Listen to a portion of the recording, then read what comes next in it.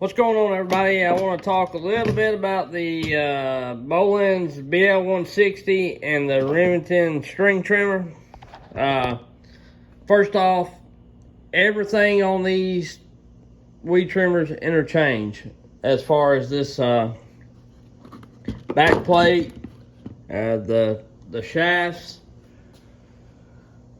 the carb setup. This carb is just like the one on the Remington. The spark plug, the exhaust look exactly the same.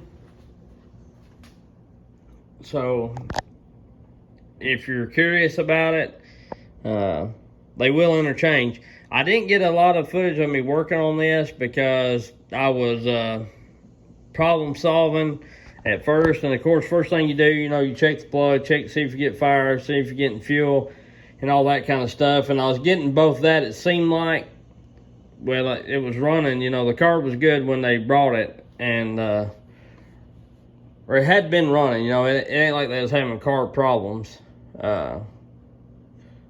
It was more like an issue of just all of a sudden wouldn't start.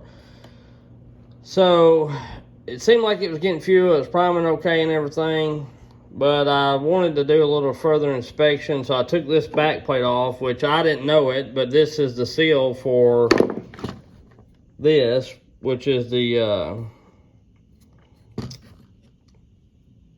rocker arm or whatever it is. I don't know what this is. This right here, and this hooks onto the piston. So I noticed that was melted, so I took the one off. I had a spare. Well, I didn't really want a spare. It was kind of had a few parts off of it. Remington. The gas tank was gone, fuel tank was gone, and the plug boot was gone, and all this and that. And the carb was funny acting on it, and so I took the back plate off it and tried to put on this, and I noticed it didn't. I pulled both of them, and even with the plug out of the Remington, this still had less compression with the plug in it. So I knew something was going on right there. So I took that off, seen it was melted, and then I took the exhaust off of it, and then that's when I realized, and I seen this. So I knew there was a lot of carbon built up. And of course, I spun that, and as that piston come up, I seen this, and I knew right then it was in bad shape. That it was pretty well done for. So what I ended up doing is taking the straight shaft, the plug boot, and the gas tank, and the carb at first, and putting on that Remington. And I ran this carb here off of this one for about a half a tank, and it run like a cat, and all of a sudden it just died and quit and wouldn't come back on. So I tinkered with the other carb, put it on, finally got it running. Long story short, got it running. But everything will interchange on this, and that's part of the video. But the other part is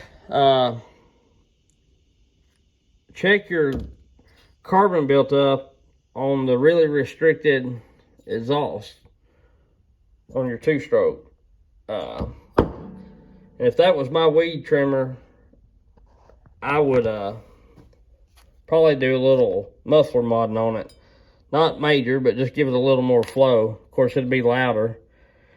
But this ring was snapped. I don't know if I did that as I was getting all this apart or what, but I didn't see the other piece, and it don't really look like it was scratching. It looks like the carbon was some of it, and it could have been. It could have got hung up in there, but it wasn't locked up. It was spinning freely, so something happened to jack it up, and I don't know what it is. But sorry, my finger's in the way. All I'm getting at is, if you own a gas-powered string trimmer, mine's battery powered. Hard to believe, but I don't have a lot of weed eating. I spray about everything I can, or I get my lovely wife to do it. She likes to weed eat and mow. So, but anyhow, I would check that every other year, every other year, and make sure you ain't getting a lot of carbon built up. And 2, make sure you're running the right mix. Make sure your plug's good and it's burning hot like it needs to burning that crap off there. Make sure your carb set right. Make sure your mix is right. Because carbon will jack some stuff up. And plus, you want to make sure your carb is right so you ain't running it too lean nor too rich. Rich is better, but eventually it could lead into problems. And also, you know, a lot of people run weed eaters hard. They'll run them for an hour or 2 straight, wide open throttle, and that's the way two-stroke's made, run wide open.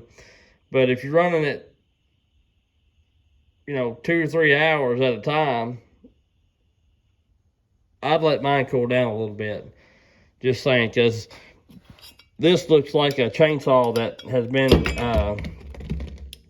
run with a dual chain. You know, it's all scarred up on the exhaust side like it's been hot. So, anyway, I'm not just a master two-stroke mechanic, but I just thought I'd share this little tidbit of info. And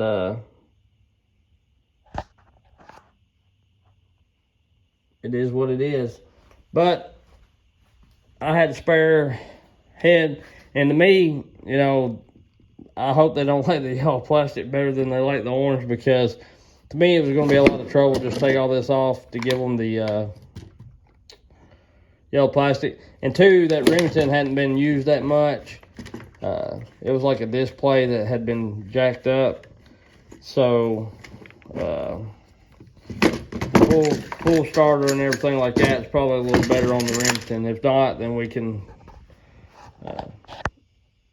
see what we can do from there, but it'll probably be hard to do because I cut all that off. Anyhow, we'll catch you on the next one. My next video is going to be about mix oil, gas oil, mix oil. I've started running mine, or I'm going to start my new 5-gallon mix that I've mixed up.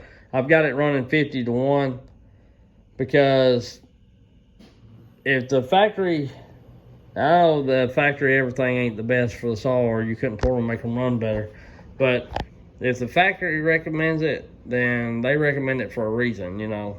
And I'm not saying the 45 or 40 or 32-to-1 ain't bad. I run mine 45-to-1 forever, but I'm going to try to run it 50-to-1 and see if that helps the 4-stroke on the 500i and the 400C. So, you know.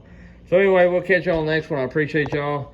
If you like what you're seeing, like, subscribe, and hit the bell. And we'll holler at you later.